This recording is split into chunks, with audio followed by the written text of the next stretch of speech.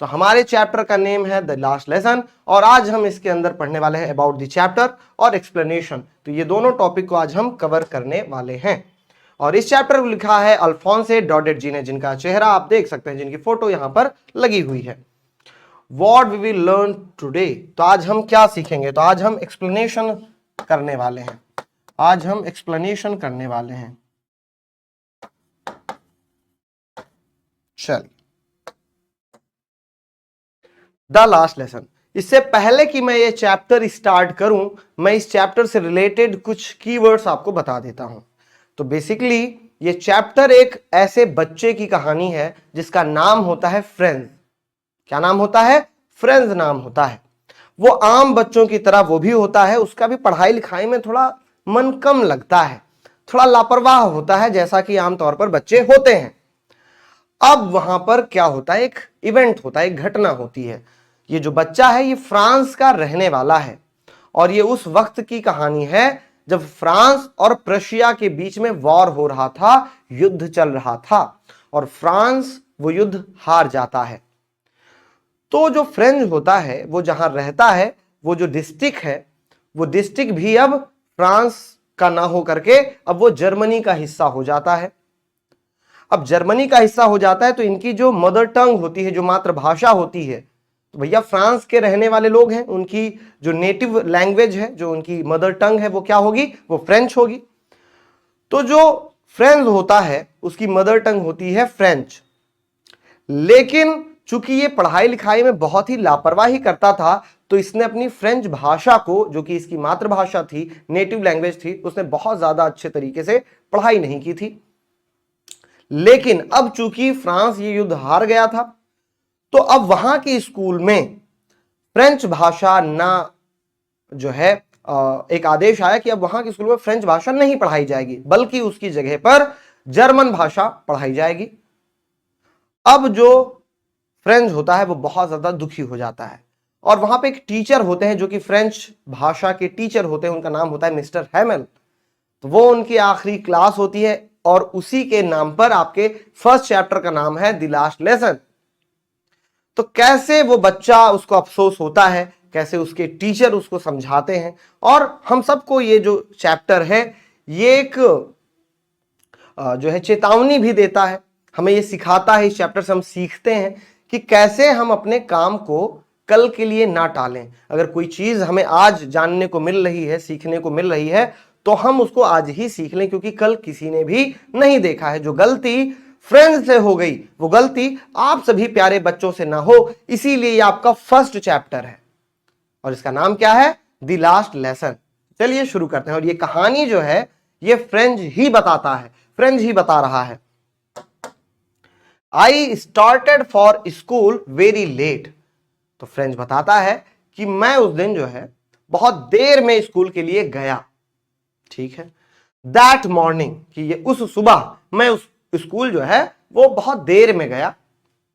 And was in great dread of A scolding. अब वो बता रहा है कि वो क्या था? वो ग्रेट ड्रेड में था। ग्रेट ड्रेड का मतलब होता है बहुत ही ज्यादा वो सहमा हुआ था, बहुत ही ज्यादा वो सहमा हुआ था। किस लिए? ऑफ ए स्कोल्डिंग, यानी कि डांट से वो बहुत ही ज्यादा सहमा हुआ था, यानी उसको डर था कि अभी उसको डांट पड़ने वाली है। तो वो क्या हुआ? तो वो उस दिन स्कूल देरी से गया और बहुत ज्यादा डरा सहमा हुआ था कि उसको डांट पड़ेगी। किसकी डांट पड़ेगी?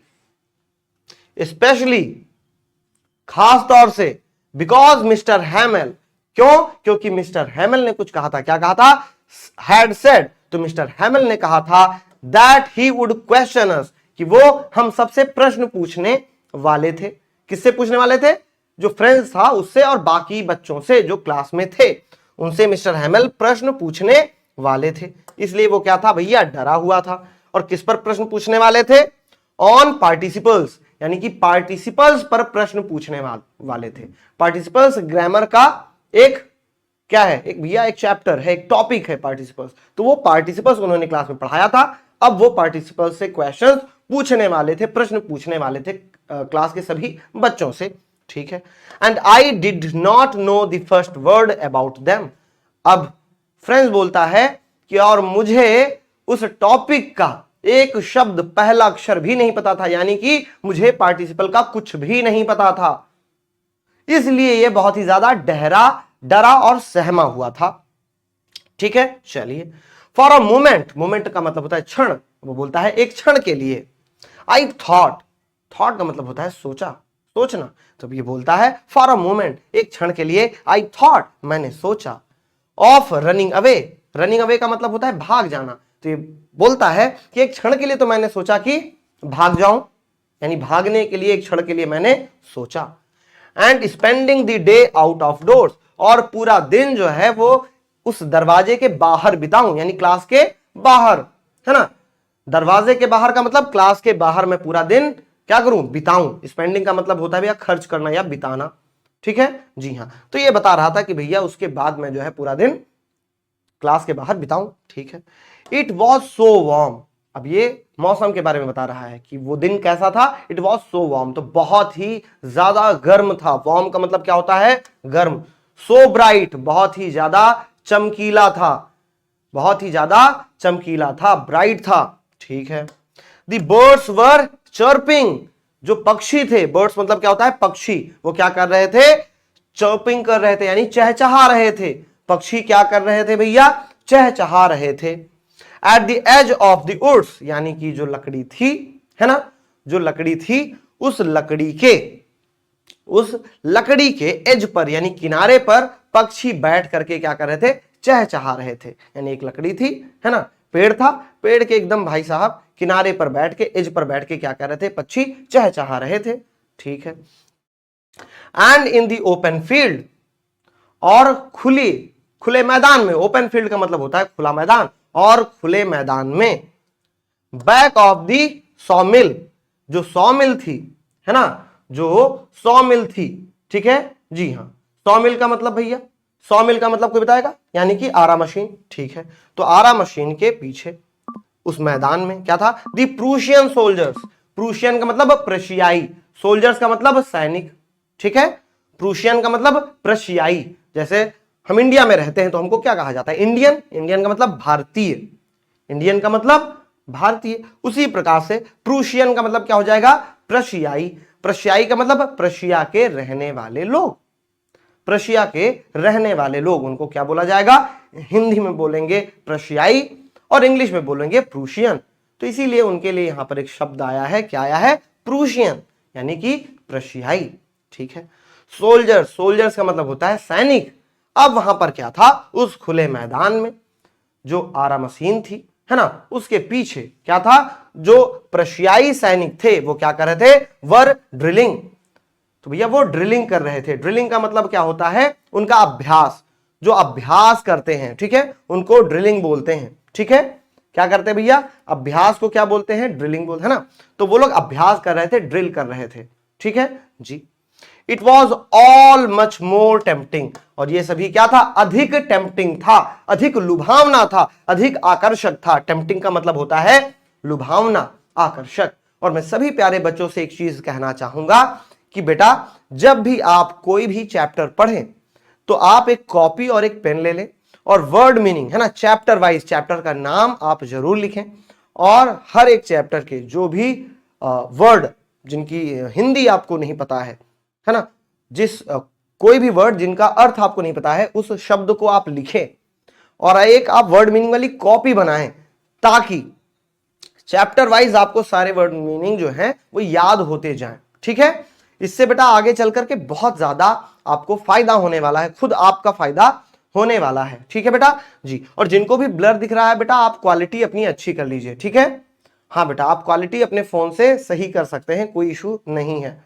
ठीक है, चलिए आगे बढ़ते हैं।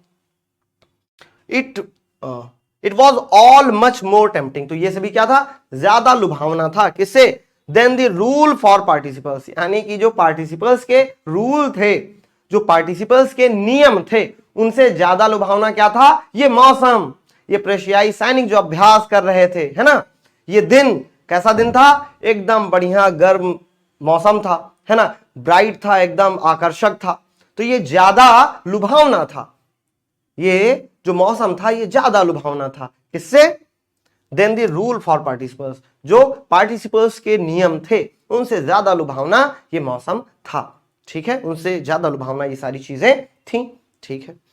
But I had the strength to resist, लेकिन ये बताते हैं कि मेरे पास क्या था, स्ट्रेंथ थी, ताकत थी, किस चीज की, टू रेजिस्ट, रेजिस्ट का मतलब होता है विरोध करना, कि भैया मेरे अंदर लेकिन विरोध करने की ताकत थी, किस चीज का विरोध, कि ये जो इनको ये जो मौसम है ना, ये जो इन्वायरमेंट, जो वहां की परिस्थिति थी जो इनको लुभा रही थी, कि भैया स्कूल मत जाओ, यहीं बाहर रहो और बाहर आराम करो, है ना, मौसम भी बढ़िया है और यहाँ पर देखो प्रशियाई जो सोल्जर्स हैं वो भी क्या है, अभ्यास कर रहे हैं, है ना, बंदूक वगैरह लेकर के, है ना, कभी टैंक लेकर के इधर से उधर जा रहे हैं, तो लोग देखते लगते हैं ना। जैसे आप जानते होंगे कि हमारे यहाँ क्या है कि अगर कहीं रास्ते में जेसीबी की खुदाई भी हो रही हो और लोग अपने काम से जा रहे हो ना, तो ऐसे रुक के ऐसे देखेंगे, अच्छा जेसीबी की खुदाई चल रही है ना, तो भैया अब इस प्रकार से, वो तो छोटा बच्चा है ना, अब उसके स्कूल में पूछा गया भैया पार्टिसिपल्स के रूल्स याद करके आना,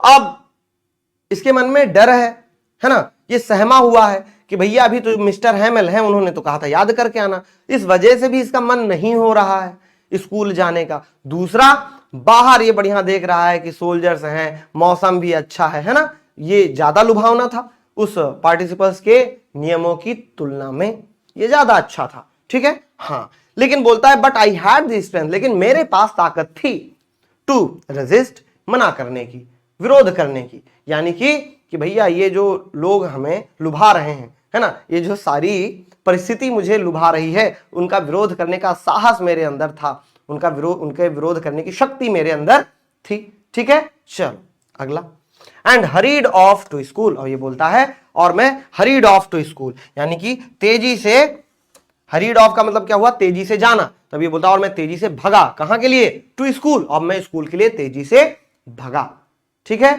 ये आपका यहां हो गया, ठीक है बेटा, चलिए